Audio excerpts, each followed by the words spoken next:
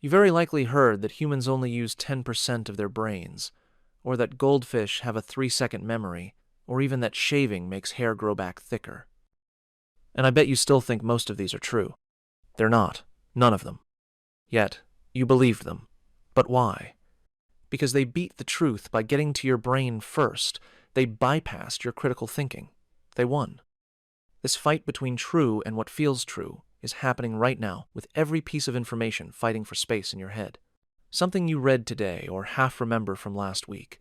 Anything that just feels obviously true even though you never checked it. History used to be written by the winners. Well, not anymore. In an era where information travels at lightning speed, you don't need to conquer countries to control the narrative. You just need to show up first, while people haven't decided yet what to think, right before the memory has formed. Belief doesn't come from truth. It comes from first impressions. Like most people, you probably believe you can separate truth from false information, but you have no idea how much false information has fooled your radar. What you don't realize is how dangerous it is. So, before we dive into the deadly stuff, let's start with something soft you've lived with your whole life and probably never questioned. Vikings. You know the helmet with the horns, right? Of course you do. I'm sure most of you didn't know, but they never existed. An opera costume designer in the 1800s thought regular Viking helmets looked boring on stage, so he stuck horns on them. That was it. One costume designer's whim. But he got to your brain first, and now you can't unsee it. Sit with that realization. 1,000 years of actual Viking history, what they really wore, and who they really were completely overwritten by one guy who wanted his opera to look cooler. And it worked so well that when archaeologists show you real Viking artifacts, they look wrong. The truth looks fake. If one costume designer could rewrite Viking history for hundreds of millions of people without the internet, what happens when lies travel at light speed? Well, let's figure it out. In October 2012, one of the biggest storms in decades was about to slam into New York, Hurricane Sandy. People are genuinely terrified.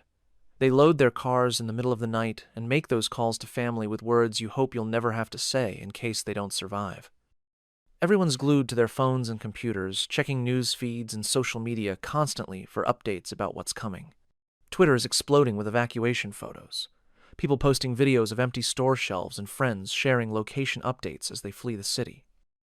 In that chaos of genuine fear and information overload, while everyone's brain is scanning for threats, someone posts a photo that stops everything.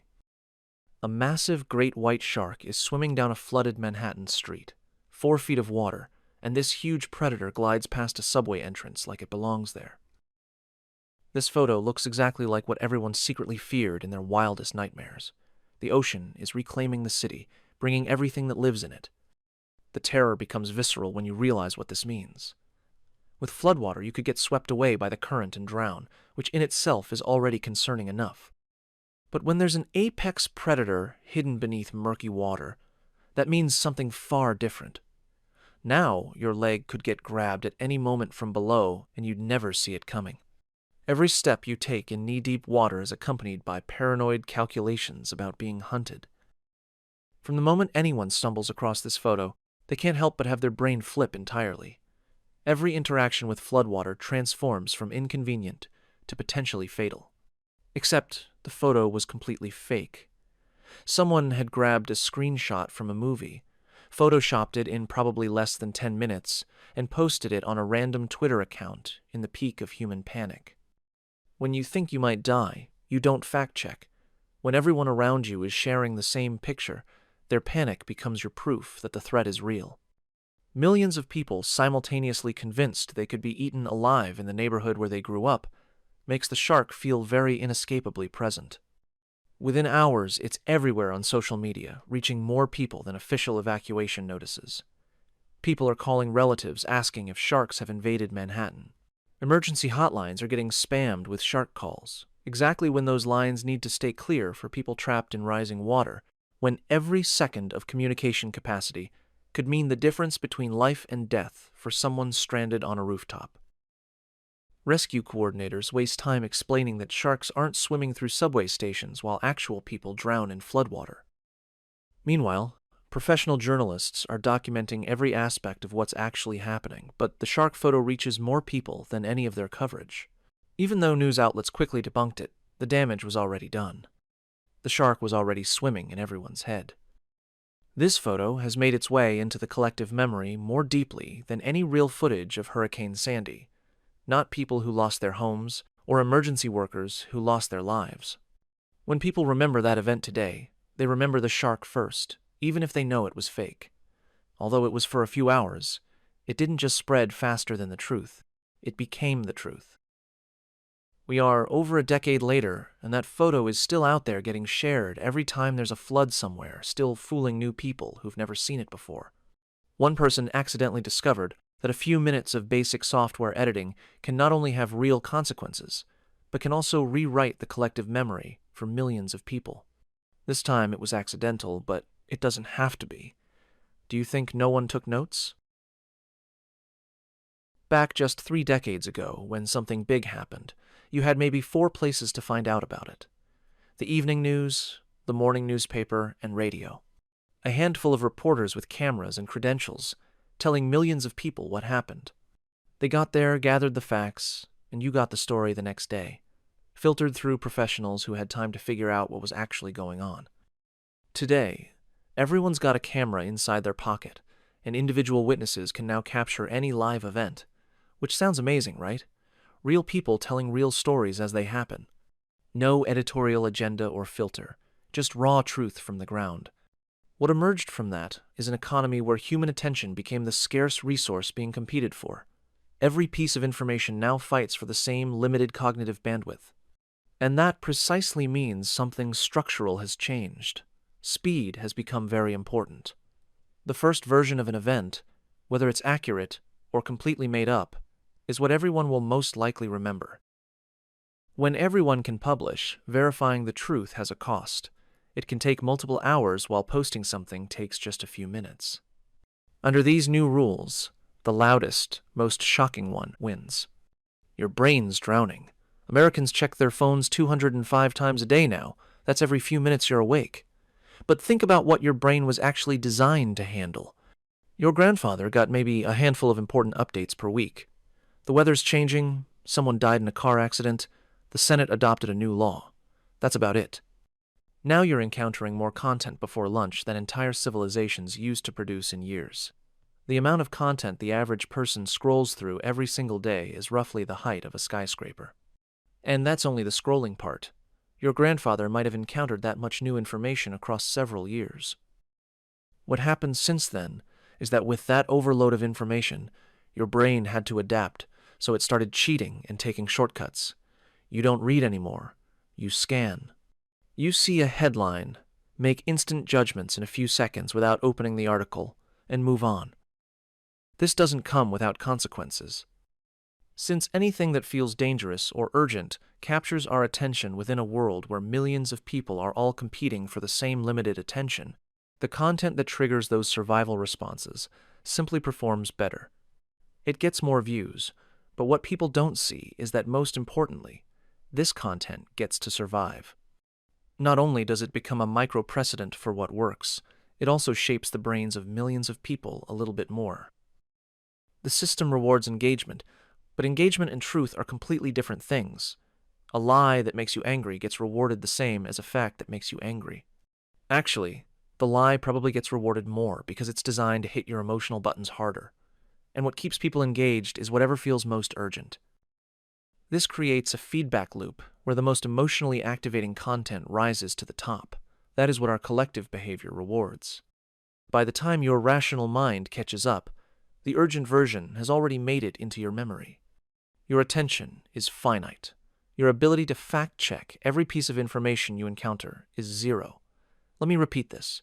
Your ability to fact-check every piece of information you encounter is 0.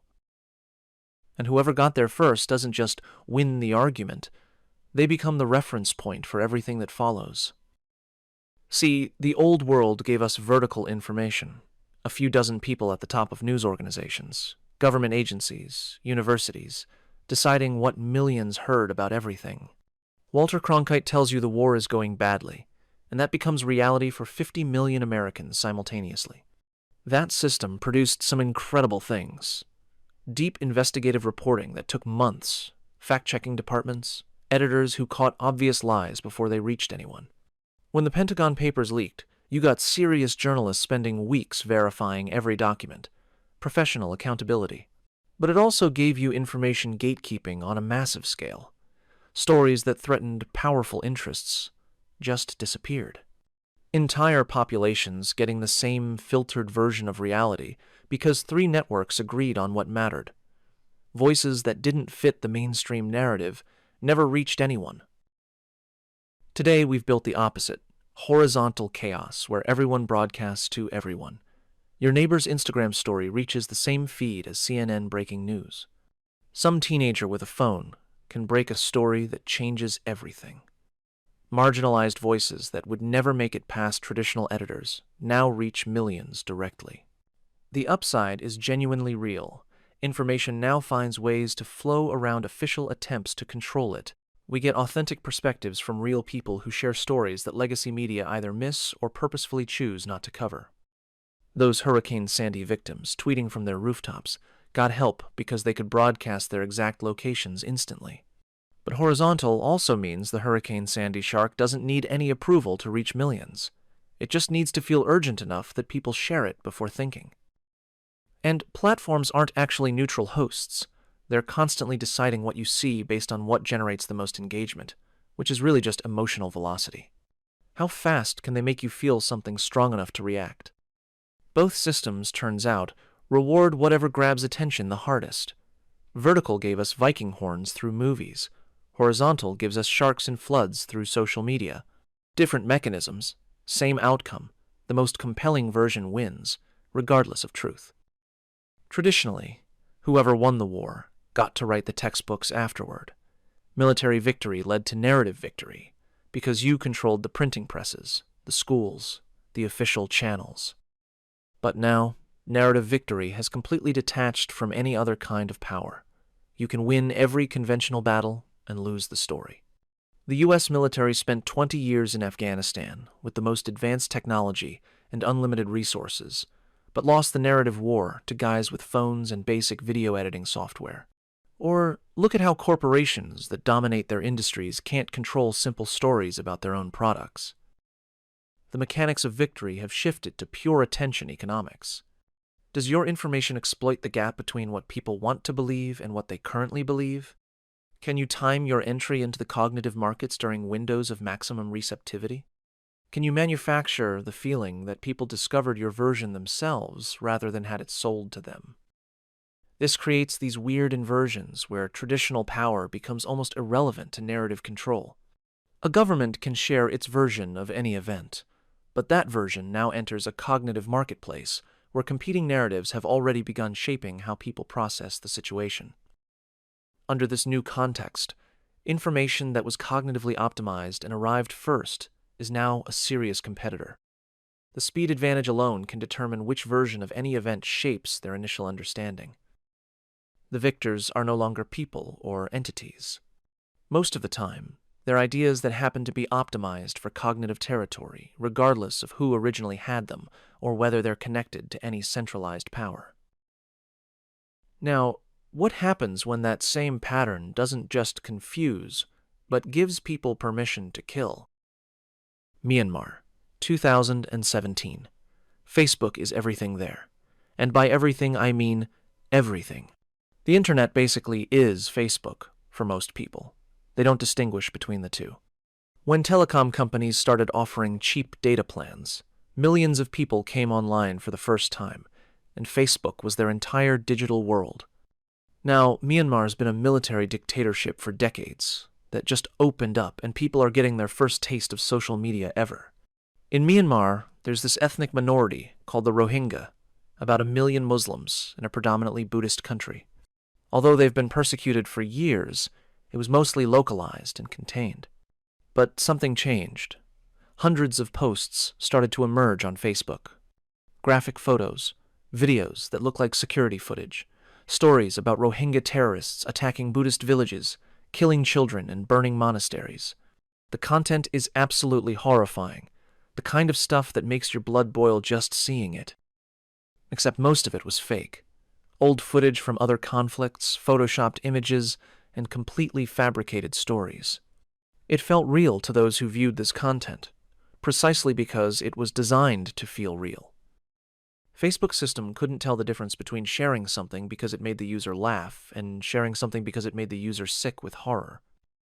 To the machine, outrage looks identical to excitement about entertaining content.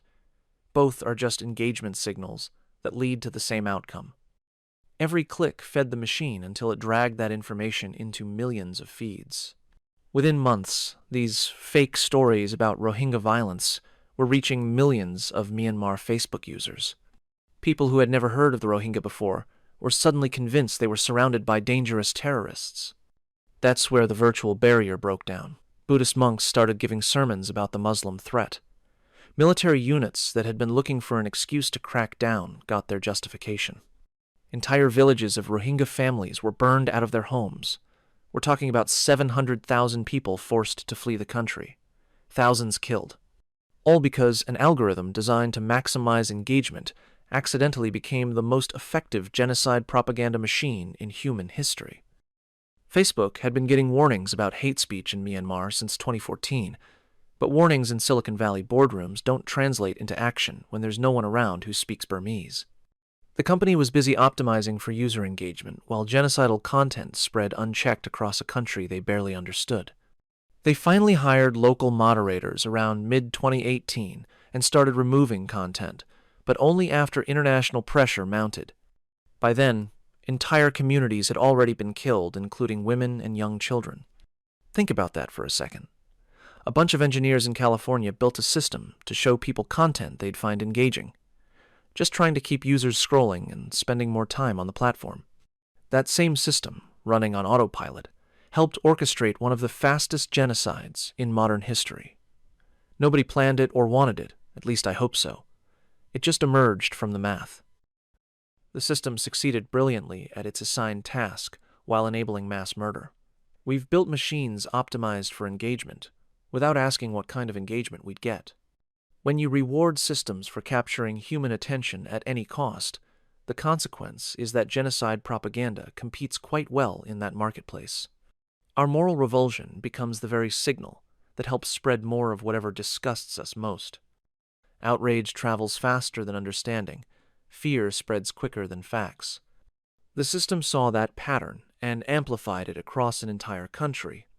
The recommendation system that helped fuel genocide in Myanmar shares the same fundamentals with the one deciding what you see about politics, global events, or whatever crisis is happening right now. Unfortunately, Myanmar wasn't an exception. India. Same time period, but a different platform. WhatsApp this time. Which is basically how everyone in rural India communicates. During the summer of 2018, a particular video began circulating through these networks. The footage was a grainy cell phone video showing men in a van who appeared to be trying to lure children with candy. The message that came with it was simple and alarming. Child kidnappers are active in your area. The police won't help you. You need to protect your children. The video looks real because it is real. Just from somewhere else entirely, maybe a different country. Doesn't matter. Within just a few days, the video was spreading through thousands of WhatsApp groups across India. Except now each version had changed and evolved. People are sharing it with their neighbors and relatives while adding their own warnings and local details like a virus mutating. The fear is absolutely here, even though the threat is completely fake. At some point, someone spots actual strangers in their village. Maybe they're just passing through. Maybe they're lost. Who knows? But everyone's mind is already filled with those videos and warnings, completely programmed to see any unfamiliar face as a potential child kidnapper. A mob quickly forms around these strangers, and within just a few minutes, some innocent travelers end up beaten to death by crowds who are absolutely convinced they were saving kids from harm. This threat was nothing but a ghost, fueled by the collective belief that self-reinforced through each online interaction. July 2018 alone saw 5 separate lynchings, based on the same fake videos circulating on WhatsApp. And because it was spreading through private networks, the platform was unable to stop it. What's worth considering is how perfectly logical it all seemed to everyone involved. You get a video showing child kidnappers in action in what is framed as your area. Your neighbor forwards it to you because they care about your children. You forward it to your relatives because you care about their children. Someone spots unfamiliar faces in town and warns everyone thinking they're protecting the community. Each person is making completely rational decisions, but based on completely false information. The strangers who died weren't victims of evil people. They were victims of a system that rewards whatever spreads fastest, and fear spreads faster than fact-checking. By the time anyone could verify that the original video was from a different country, totally different context, people were already dead. At this point, some of you might be thinking they wouldn't fall for it. Going as far as killing people? No way. You're educated, you fact-check, and you would never fall for that. You're not like them, right? Wrong. When the tribe moves, you move. The next story is about you. The dumbest mass panic of all time happened in your neighborhood, and odds are you helped spread it. March 2020, we are at the beginning of the pandemic, and every grocery store from Australia to Germany to Canada has empty shelves where toilet paper used to be. People literally fighting each other in Walmart aisles over 12 packs of Charmin. Your grandmother is hoarding enough toilet paper to last through the next ice age, and she can't even explain why. There was never actually going to be a toilet paper shortage. The supply chains for toilet paper were completely fine. But somehow, within about 2 weeks, the entire Western world collectively lost its mind. This was until a rumor started to spread. Within days, you're seeing these posts everywhere. Empty shelves in your feed, then people around you mentioning they grabbed extra packages just to be safe. Then you start doubting, what if everyone else knows something you don't? What if you're the only idiot who didn't prepare? So you go to the store and the shelves look picked over, which makes you nervous. You grab a few extra packages. Nothing crazy, just being responsible. Except everyone else is having the exact same thought at the exact same time. Most people don't know that grocery stores operate on razor-thin inventory. The typical supermarket carries about 2 weeks of toilet paper at any given time, some on shelves, some in the back room. That's it. Walk into any, and you'll see about 30 packages on the shelves, maybe 100 more stacked in the back room. That's literally everything they have. They receive fresh deliveries twice a week because storing large quantities of products ties up cash and warehouse space for no good reason. This system works perfectly when people buy toilet paper like normal humans. Your neighborhood store sells about 20 packages per day, orders 60 packages twice weekly, and shelves stay full. But when viral posts make everyone think that's not the case, that same store suddenly sells 10 times more. They're completely out of stock by lunch, and the next truck doesn't arrive until Thursday. Once shelves look empty, people photograph them. Those photos hit social media faster than any delivery truck. Someone in Australia posts empty toilet paper aisles, and within hours people in Canada see that image and rush to check their local stores. That's what we call a self-fulfilling prophecy. Australia saw toilet paper sales jump 7 times higher than usual in March 2020. A completely manufactured crisis. Contagious panic created real scarcity in the middle of total abundance, and it happened everywhere. Places with sophisticated supply chains and supposedly educated populations. None of that mattered when social media fear moved faster than the physical systems designed around predictable human behavior. Watching millions of people panic buy toilet paper over nothing, and that, for some actors, is too tempting to ignore, knowing they could engineer that same fear, but for profit this time. The economy of attention doesn't just decide which information wins. It creates markets for whatever emotions are spreading the most. That's how what started as an emerging property quickly became a business model. The company Young Living built a billion-dollar business by recognizing something disturbing, coupling attention with the most powerful feature of the human brain: hope. When someone thinks peppermint oil cured their kid's autism, they don't just share it once and scroll to the next post. 6 months later, they're still posting in autism support groups. They've memorized success stories from other parents and become encyclopedias of miracle cures with answers for every symptom. Hope turned them into walking databases of miracle cures who wake up each morning scanning social media for parents who might need saving. Fear makes you forward a warning about child kidnappers, but hope is a different animal. It prompts people to build an entire online persona around the natural remedy that allegedly saved their kid. The person sharing essential oil testimonials isn't calculating probabilities or weighing evidence. They are absolutely certain that this information could save lives. Spreading it becomes a survival imperative that overrides any rational filter they have. When conventional medicine doesn't have answers, people aren't just looking for alternatives. They need them to exist. Evolution wired human brains to make exactly that calculation. Natural selection favored people who could do basic survival math. A 1% chance of surviving beats a 100% chance of dying. Even terrible odds look brilliant compared to certain death. That's our 200,000 years heritage. Humans never learned the difference between actual death and watching their child suffer without hope. When your autistic kid hasn't spoken in 3 years and someone mentions peppermint oil is the cure, it triggers the same mechanism. Trying something offers a chance, while doing nothing offers zero. Giving up is not an option, and Young Living flipped that switch with lavender oil and desperate parents. Hope spreads faster than skepticism, because unlike what most people think, sharing a miracle story is not just a piece of information. When someone posts about their child's improvement or their cancer remission, that person is giving other people the permission to believe. It's their unique beacon of light in an ocean full of people who feel abandoned by systems that should have helped them. It starts with a mother whose son stopped having meltdowns after she tried peppermint oil and is intimately convinced that the oil helped him. Yes, she has no proof.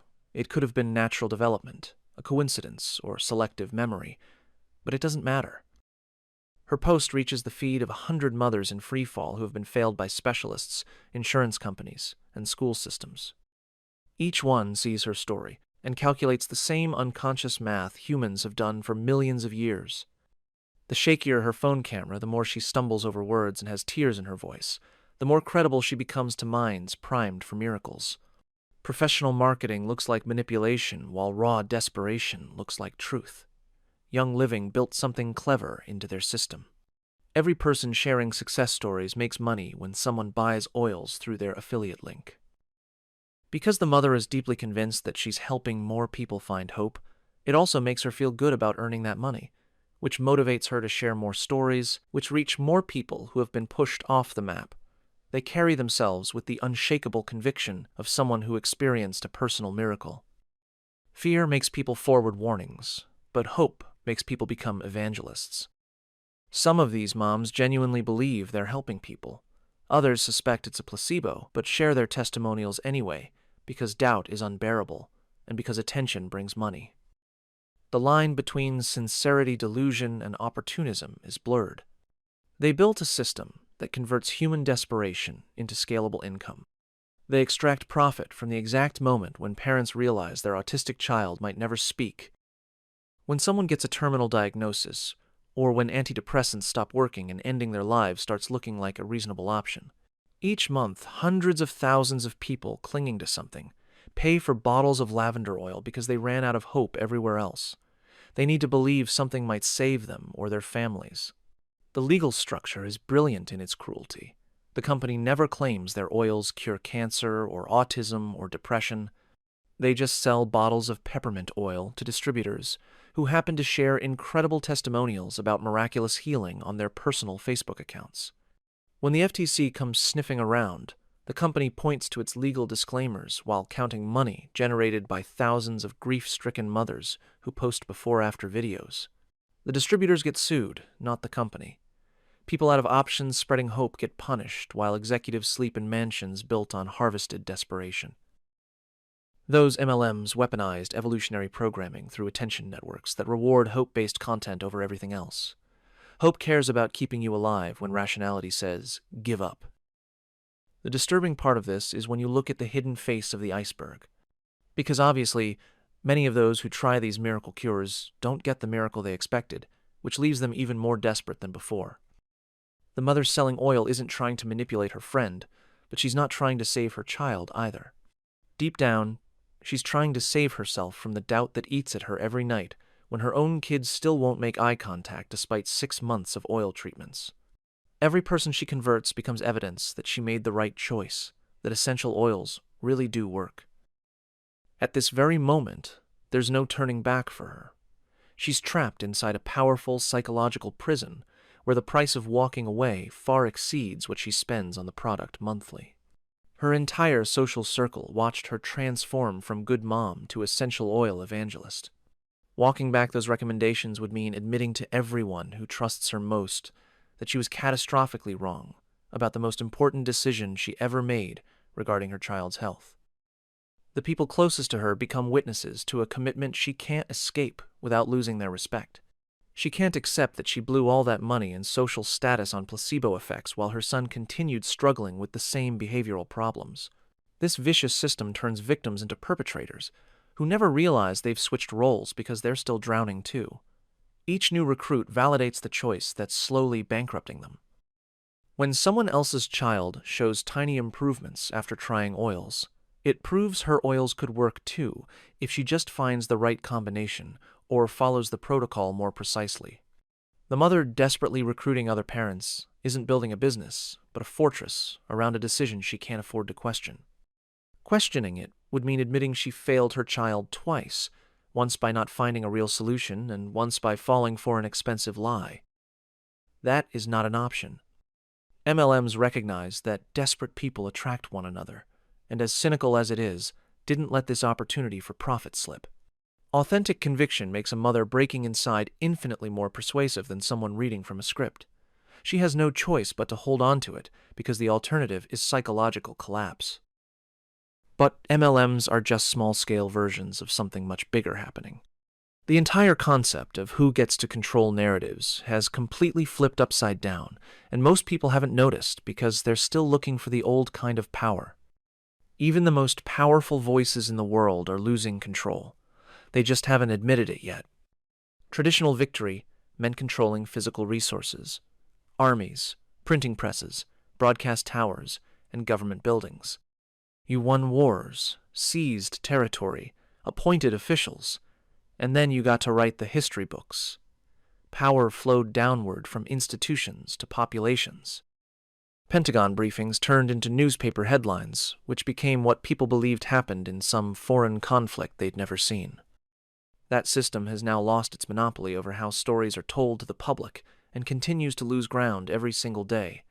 No one defeated them in combat.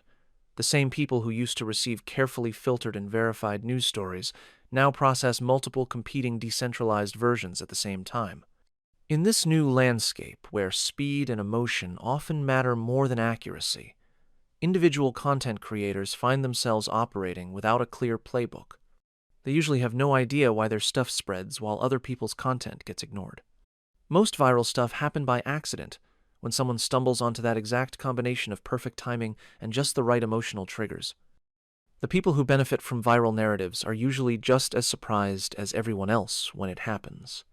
But collectively, this creates a selection pressure that's completely different from anything in human history. Companies like Young Living, selling essential oils, have figured out how to deliberately exploit this system for their own benefit. But they're really just taking advantage of dynamics that emerge naturally from how human brains process information online when they're overwhelmed with too much of it. Stories that make people feel special or threatened spread quicker than boring truth. Personal testimonials feel more credible than institutional expertise. These aren't bugs in human psychology that we can fix. They're features that worked perfectly for small tribal groups but become dangerous at internet scale. Sometimes that's a deliberate MLM scheme. Sometimes it's accidental misinformation. Sometimes it's state propaganda. Sometimes it's just random content that hits the right emotional buttons at the right moment. And that brings us to the uncomfortable part, your role in all this. Every time you see a headline and decide whether to click, share, or scroll past, you're casting a vote for which version of reality gets to survive. Remember those urban legends from the beginning? You probably believed at least one of them, and almost certainly still believe many others as you're listening to this. They are perfectly designed to survive in our social environment. They can easily mutate and adapt as they spread by changing small details to fit whatever community or person they land in. They're understood by everyone, short, highly credible, and easy to remember. They make you gain social currency when you pass them along. The time and effort it takes to debunk them simply can't compete with the social gains of sharing something that makes you look knowledgeable or interesting. That same process is happening to you constantly with current events, political stories, health information, everything. Several times a day, you come across false information that feels true. It has no nuance, which is precisely why it's irresistible to share, and you have no reliable way to prevent them all from influencing you. Never forget that you are trapped in a cognition that worked great for survival in small groups, but becomes an exploitable vulnerability in the modern context. Every morning you wake up and check your phone, you're stepping into a landmine field where millions of people are competing to colonize your thoughts with their preferred version of whatever topic. Some of them are trying to sell you essential oils. Some are trying to influence your vote. The majority are simply trying to generate enough engagement to cover their rent through ad revenue, and if that means distorting the truth for attention, they'll do it. Not to deceive you, but to survive. Because the system doesn't reward accuracy or truth, it rewards attention. The mere fact that something triggers you, that's still a positive signal to most algorithms that your attention got caught. You stop scrolling, that's already enough. Indifference is the only thing they can't afford. In fact, content creators aren't born manipulators. They aren't sitting in dark rooms plotting to manipulate your fear. More often than not, they start producing content naively. They want to help people or share something they're passionate about. But since platforms reward emotional manipulation, those who don't use that weapon end up having a significant disadvantage in the attention game. Content that triggers strong emotions outcompetes thoughtful content, the same way fast food outcompetes home cooking. It addresses immediate needs more efficiently. The market speaks, and the content creators listen. Within a few years, most of those who didn't exploit emotional triggers are selected out. The ones who survive aren't evil by nature. They just figured out iteratively that pushing the strong emotion button wins, and everything else mostly loses market share. What dominates feeds now are normal people who learned psychopath-level emotional manipulation because that's what the economy of attention rewards. Understand that I'm not throwing stones here. I've made serious profits exploiting exactly these dynamics, which is how I know them so well. Some of the most influential people on the planet follow my work on the microeconomics of attention. I'm probably more willing to manipulate attention than most of them, and if you're still listening right now, it probably has something to do with that. But for once, my goal is not to manipulate your attention this time. I learned the game because the game rewards learning it. But throughout all these years, I've seen firsthand the machine I helped build, and I don't like where it's heading. I'm not being noble. I just realize that a system that only rewards emotional exploitation eventually eats itself.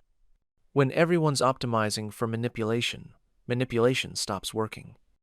The entire market needs bigger emotional hits, more extreme claims, and bigger triggers, until society essentially runs on a fear economy that exhausts whatever trust people have left in any information. The majority of people who built this system aren't evil, but we're all trapped in something that's optimizing for outcomes none of us actually want.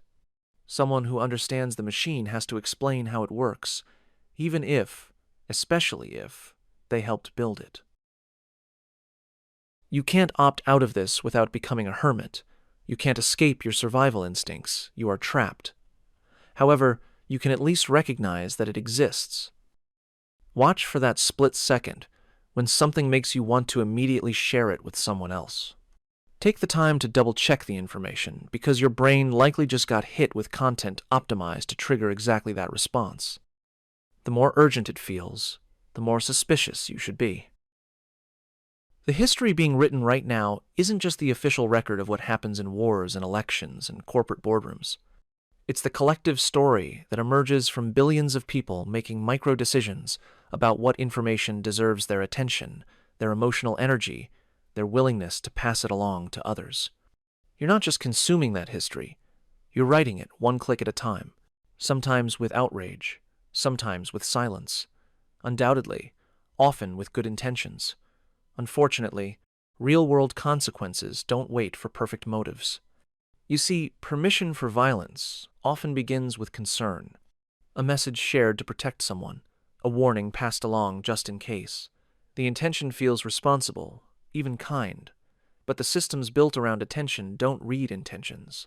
They amplify behavior. Once a narrative spreads, it detaches from the motive that launched it. What started as caution becomes conviction, and what began in empathy can end in violence. So if someday someone casually tells you that bulls get enraged and charge at the red color, remember what you learned about those Viking horns, and that urban legends spread precisely because they feel more true than the truth itself. They're simple, memorable, and satisfy something in your brain that boring reality never could. Thank you for your attention.